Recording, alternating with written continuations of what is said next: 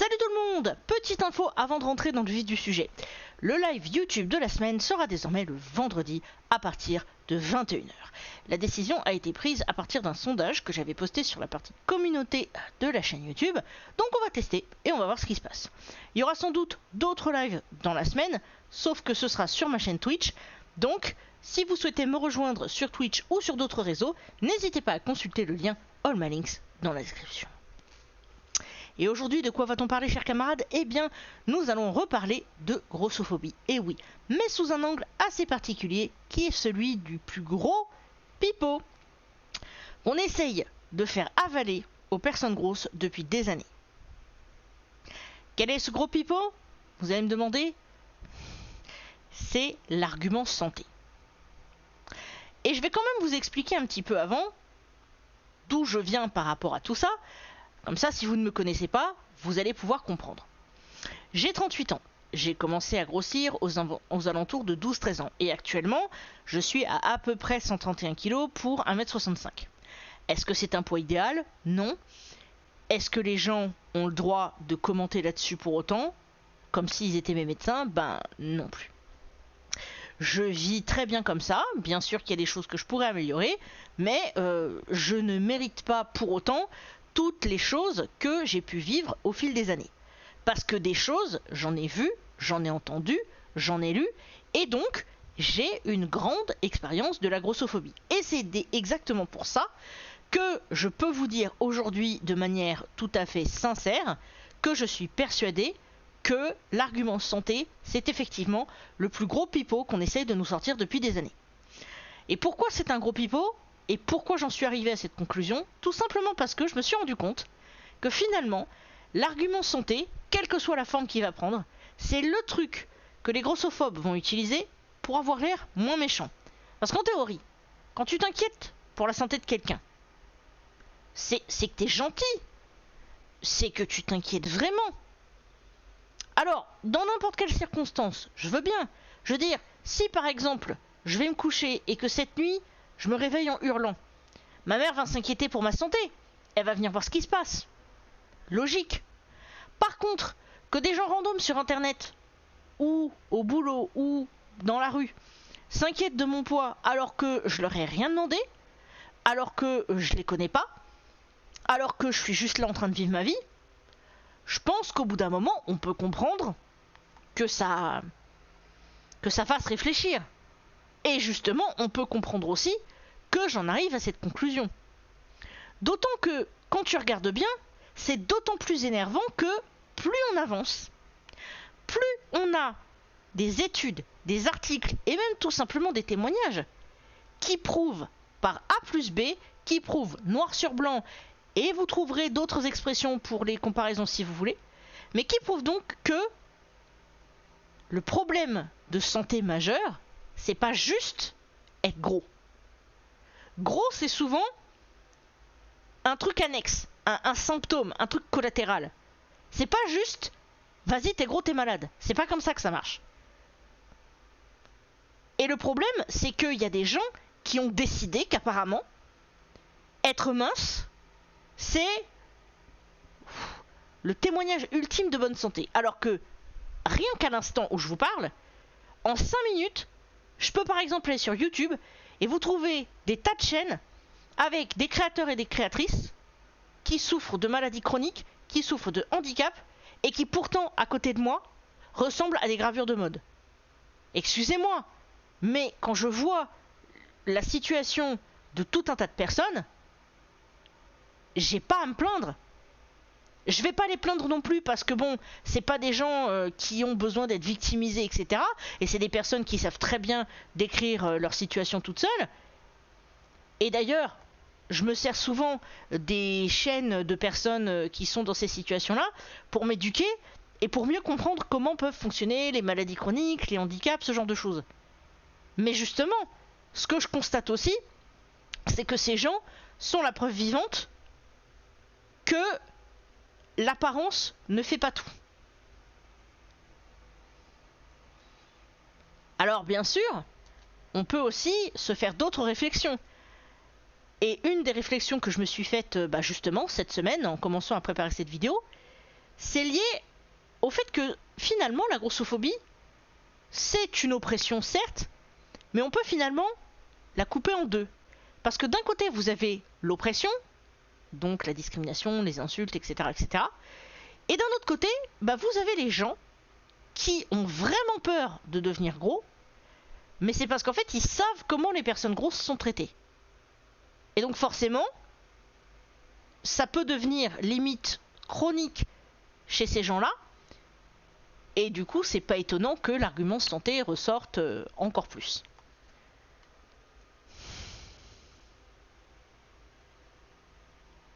Vous savez, c'est marrant parce que plus je réfléchis et plus je me dis que ouais, c'est vrai que l'expérience m'a permis d'identifier ce pipeau, l'expérience m'a permis de m'éduquer aussi un peu plus sur le pipeau en question, mais en fait, plus j'avance et plus je me rends compte d'à quel point les grossophobes sont cons. Mais ils sont cons.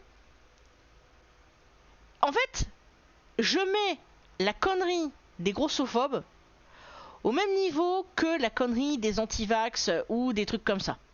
Parce que je suis désolée, mais quand tu as des articles scientifiques, je vous parle pas juste de mon ressenti, hein, je vous parle vraiment de science, d'études, des trucs sérieux. Mais quand tu as comme ça des études, des trucs sérieux qui t'expliquent ce qu'est l'obésité et comment ça fonctionne, donc en gros, on a des idées mais on sait pas trop, forcément tu te dis mais si les gens s'éduquaient un peu plus, ils comprendraient que résoudre l'obésité, c'est pas juste dire aux gens d'aller manger moins et faire plus d'exercice. Et il y a tout un tas de raisons à ça. D'une part, quand tu arrives à un certain poids, tu peux pas te permettre de faire du sport comme ça du jour au lendemain. Il faut que tu y ailles de manière très progressive. Ensuite, tu souffres peut-être de handicap ou de maladies chroniques qui n'ont rien à voir avec ton poids, mais qui du coup font que si tu es gros ou grosse, c'est plus compliqué. Il y a peut-être aussi une notion psychologique.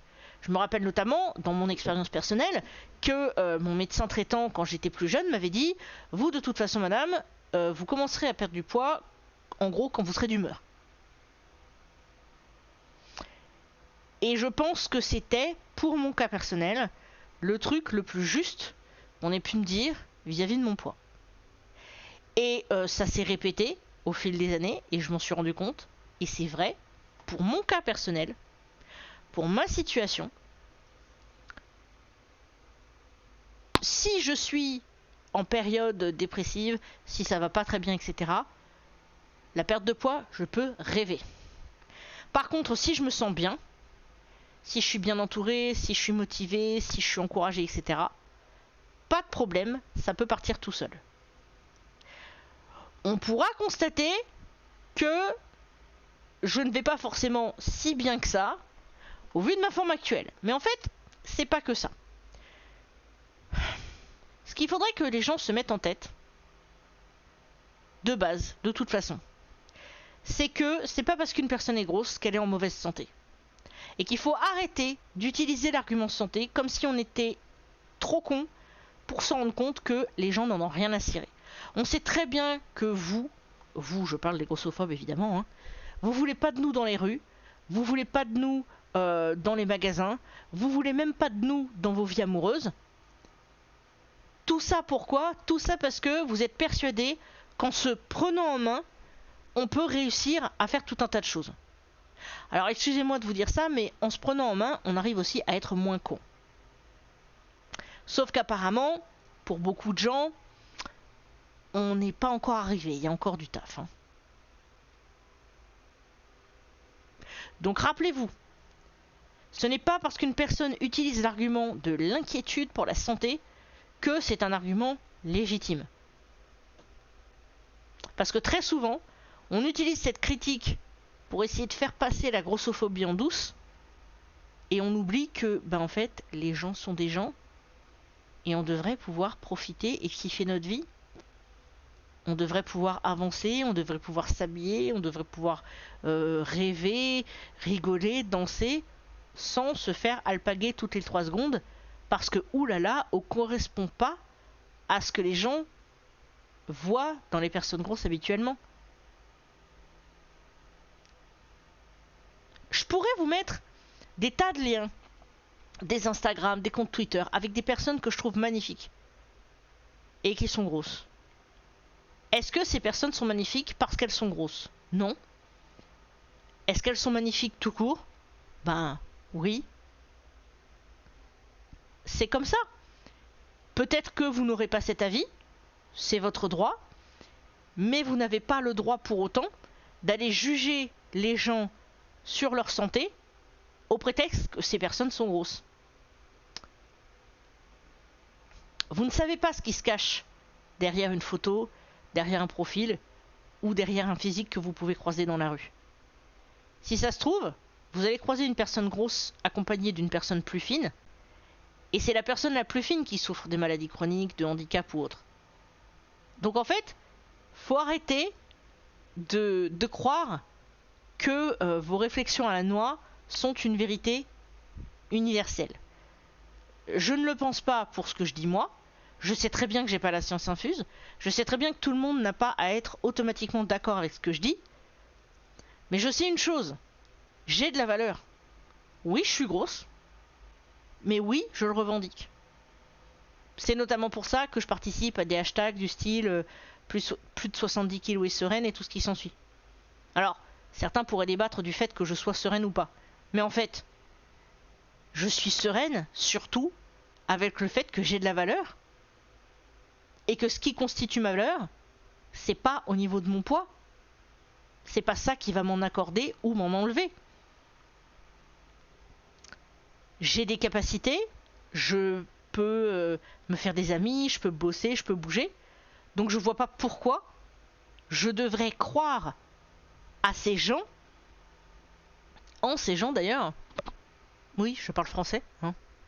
Je me pose la question en ce moment, il y a des jours, je vous jure. Mais je vois pas pourquoi je devrais croire toutes ces personnes qui utilisent cet argument santé comme bouclier pour qu'on évite de leur mettre le nez dans leur grossophobie. Écoutez, c'est très simple. Je ne suis pas con. Voilà. Parfois, je joue au con. Je m'amuse. Je troll un petit peu, c'est sûr. Mais je suis loin d'être bête. Et je peux vous dire que si moi j'ai réussi à identifier cet argument santé comme étant un énorme pipeau, bah je suis pas la seule. Et c'est bien pour ça qu'on vous envoie chier à chaque fois que vous utilisez cet argument. Parce qu'on sait très bien ce qu'il cache. On sait qu'il cache une énorme grossophobie. On sait qu'il cache le fait que vous n'avez pas envie de nous. Mais en fait, vous n'avez pas à avoir envie de nous dans l'espace public ou des trucs comme ça. Ou même avoir envie de nous tout court. Hein. Ça, on s'en fiche. Non, non. Tout ce qu'on veut, c'est un respect au minimum. C'est tout. Voilà, c'est ça. C'est... Je vais pas m'amuser à aller agresser les gens dans la rue. Je vois pas pourquoi vous devriez vous permettre de le faire. C'est pas parce qu'on est gros qu'on mérite comme ça d'être alpagué, que ce soit sur les réseaux ou ailleurs.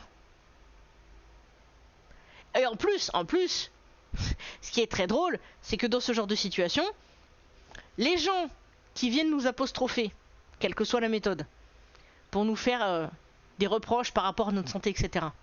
Vous pouvez être sûr que ces gens-là, si on leur retourne la chose, là ils vont se sentir insultés et là ils vont essayer de nous faire taire encore plus. Mais écoutez, c'est raté parce que moi quand on essaye de me faire taire, j'ouvre ma bouche donc... Voilà. Sur ce, chers camarades, je vous laisse avec cette petite réflexion. Et je vous dis à très bientôt. N'hésitez pas à partager mes vidéos si elles vous plaisent, s'il y a des choses dont vous aimeriez discuter. N'hésitez jamais à donner votre avis en commentaire. Parce que même si je peux avoir l'air méchant quand je réponds, je suis heureuse de pouvoir échanger sur mon travail en vidéo, sur les points de vue que je vous apporte. Donc n'hésitez pas. Tant qu'on est dans la cordialité et qu'on peut tous papoter ensemble et continuer à enrichir la communauté, allons-y. Donc je vous embrasse et je vous dis à très bientôt.